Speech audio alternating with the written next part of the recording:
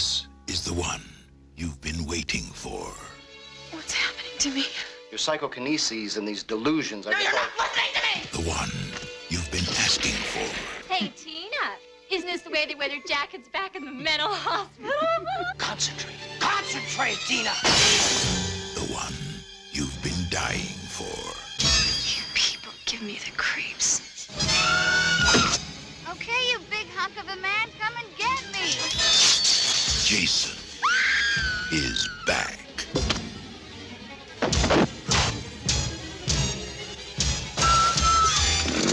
But this time, someone is waiting.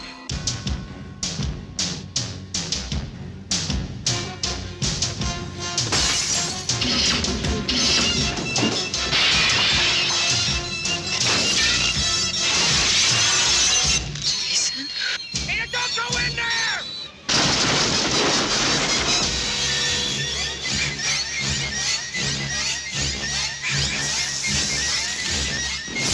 Friday the 13th, Part 7, The New Blood.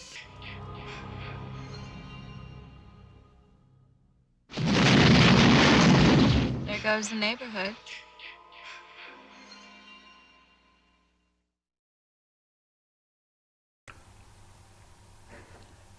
Et salut à tous et à toutes les amis, c'est Freddy78. On se retrouve aujourd'hui pour la suite des aventures de Jason Voorhees. Alors où je parle, j'aurais déjà posté donc la vidéo vendredi 13 partie 6, donc Jason le mort-vivant. Tout simplement parce que j'ai pas vraiment eu le temps mercredi, voilà, j'ai eu pas mal de petites choses à faire. Donc voilà, mais bon, dès que j'ai eu un moment, je l'ai faite et voilà.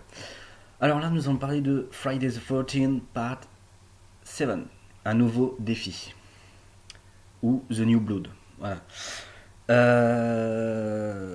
Donc un film d'horreur réalisé donc par John Carl Buechler, qui dure 90 minutes, sorti précisément le 13 mai 88 aux États-Unis et le 20 juillet 80.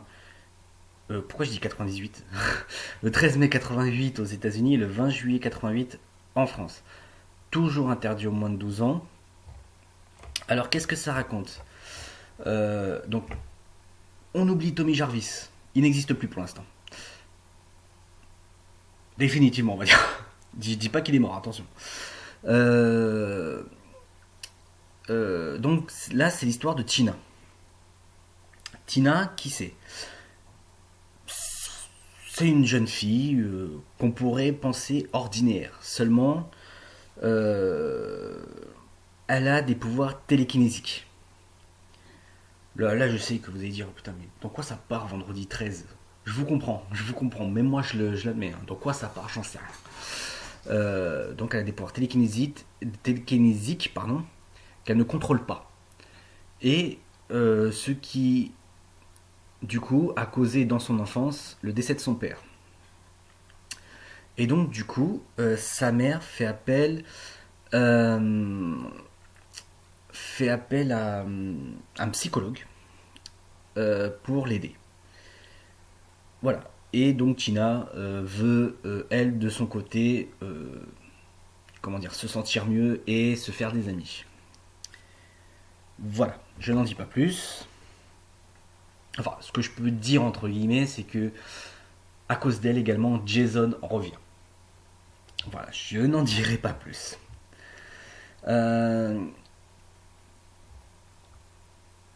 Comment dire ? On va passer aux acteurs, bien évidemment.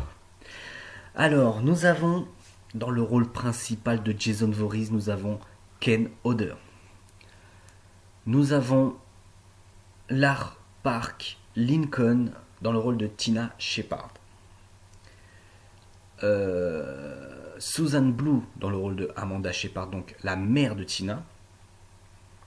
Terry Kaiser dans le rôle de Dr. Cruz. Kevin Spirtas, je ne sais pas si ça se prononce comme ça, dans le rôle de Nick. Susan Jennifer Sullivan dans le rôle de Melissa. Heidi Kozak dans le rôle de Sandra. William Butler dans le rôle de Michael. Stacy Grisson dans le rôle de Jane. Larry Cox dans le rôle de Russell. Jeff Bennett dans le rôle de Eddie. Diana Barrows dans le rôle de Maddie. Et on va s'arrêter à Elisabeth Kaitan dans le rôle de Robin, parce qu'après il y en a à chier. Excusez-moi l'expression.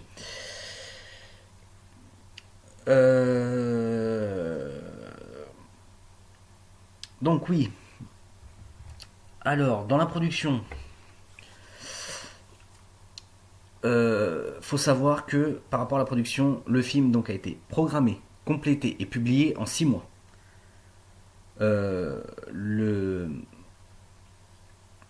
tournage a eu lieu d'octobre à novembre 87, donc c'est-à-dire 2 mois de tournage, dans l'Alabama du Sud. Près de alors, je sais pas si je vais pas le prononcer en anglais parce que ça pourrait faire un peu chelou, enfin même là ça pourrait faire chelou. Donc près de Bay Minette. Donc c'est J. Graham qui avait interprété, donc qui jouait le rôle de Jason dans le dernier film, devait normalement reprendre son rôle.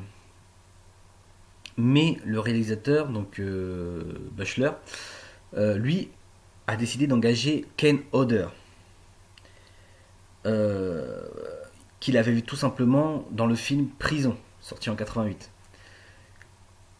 Et donc dans Prison, Hodder donc a filmé une scène dans laquelle le personnage qu'il incarne, donc un prisonnier exécuté sur la chaise électrique, s'élève de sa tombe. Donc, et Hodder donc du coup avait suggéré au réalisateur d'avoir des asticots qui sortent de sa bouche pendant la scène. Tout simplement de manière à mettre de l'effet de la décomposition en fait. Et du coup, il a filmé avec la séquence avec des asticots vivants dans sa bouche. Et donc du coup, Buchler a préféré Ken Hodder plutôt que Graham, tout simplement pour jouer Jason. Et du coup, Graham donc qui était déçu. Parce que lui il voulait absolument reprendre le rôle de Jason, mais il était stupéfait de voir Hodder interpréter aussi bien Jason. Il a été vraiment stupéfait. Donc ça a été finalement une satisfaction pour lui. Ensuite, 2 nominations bien évidemment, les Satellite Awards 2005 pour le meilleur bonus DVD, les Saturn Awards 2014 pour la meilleure collection DVD. Voilà. Ce sera toujours les mêmes, je pense, au niveau des nominations d'ailleurs. Donc le box-office aux États-Unis a rapporté 19 170 001 $. Et en France, il y a eu donc beaucoup moins d'entrées que le dernier. Il y a eu tout simplement 59 543 entrées. Voilà. Autour du film, à part le Dr. Cruz, personne, mais je dis bien personne, ne connaît Jason Voorhees. Donc dans cet épisode, on voit tout simplement le squelette de Jason, puisque Jason, on n'oublie pas, est un mort-vivant, donc un zombie. Après, faut savoir donc, pour le 3e point, donc vous vous souvenez de ce que je vous avais parlé par rapport à la MPAA. Donc le film tout simplement a eu de larges coupures pour être gratifié d'un R. Et tous les passages coupés, vous les retrouverez sur YouTube. D'ailleurs, j'ai oublié de vous mettre la chose que je voulais mettre sur YouTube lors de la dernière, je suis en train de repenser. Et donc ce film est tout simplement le premier des 4 où Jason Voorhees est interprété par Ken Hodder. Il gardera tout simplement son rôle jusqu'au 10e film, c'est-à-dire en 2002. Et là on est en 88. Oui, c'est ça, 88, j'ai un doute. Donc le film tout simplement est disponible en France, donc en DVD, c'est en 2 éditions différentes, mais éditées par Paramount, dont une édition donnant le film sous le titre de Vendredi 13, un nouveau défi, sans bonus. Et là, donc la seconde édition, le film est titré Vendredi 13 chapitre 7, donc identique au DVD précédent et sans bonus. Et le dernier point, donc Ken Hodder qui joue donc Jason Voorhees. Après les autres, quoi, tout simplement. On va pas le répéter celui-là. Je sais pas pourquoi je l'ai noté sur ma feuille, j'en sais rien. Donc, on passe à la note.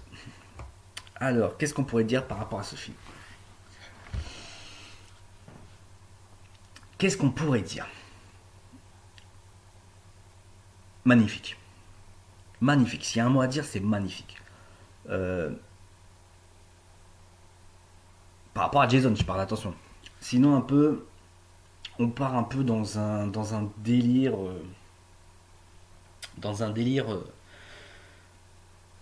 Je sais pas pourquoi, lui, il a eu l'idée de dire attends, on va donner un personnage principal, t'auras des pouvoirs psychédéliques ou je sais plus trop quoi, la psychométratrique ou je sais pas quoi. Enfin bref. D'où lui est venue cette idée. Maintenant, il faut des pouvoirs télékinésiques, ça y est, je me rappelle du mot, pour battre Jason. Mais non. Retrouve-moi des personnes normaux pour battre Jason, c'est beaucoup mieux. Vous allez voir qu'avec la suite, et je dirais peut-être à l'exception peut-être du prochain, mais sinon après les vendredis 13, on arrive un peu à du n'importe quoi. Vous allez voir quand je vais vous présenter Jason X, vous dites mais qu'est-ce que le mec il a été chercher ça où quoi. Enfin voilà. Alors je tiens à préciser, Jason X n'est pas un film de hein, d'accord? C'est un film d'horreur. Non, parce que bon, le titre, on pourrait dire Jason X, ouh, ça va être chaud. Chaud, mais pas dans le sens que vous l'entendez. Voilà, donc, nous allons donc noter ce film. Alors, comme je vous l'ai dit, du fait que Jason est vraiment le mode mort-vivant, le mode vraiment limite imbattable et tout, moi, je mettrais la moyenne. Mais, on a un petit souci de ce délire de ce délire télékinésique. Qu'est-ce qui lui est passé par la tête, le réalisateur, pour trouver ça? Malheureusement, je peux pas lui mettre une note comme j'ai mis au dernier. Là, je dirais, je sais pas moi, facile, je dirais même pas 15 déjà, ça c'est sûr. Moi, je l'emmènerais plus à du 12, 12 sur 20. Il y a les scènes d'horreur, il y a Jason Voorhees mort-vivant, mais paf, télékinésie, t'as trouvé ça où toi? T'es ouf toi, t'es malade. Enfin voilà, c'est vraiment le petit truc qui fait la chose qui est pas bon. Et donc du coup, c'est vrai qu'il manque Tommy Jarvis aussi, on aurait pu avoir une petite suite avec Tommy Jarvis, hein, voilà, mais enfin bon. Donc voilà. Donc j'espère que cette vidéo vous aura plu. N'hésitez pas à la commenter, liker, vous abonner si ce n'est pas encore fait. Et on se retrouve bientôt pour la suite des aventures. Bye bye.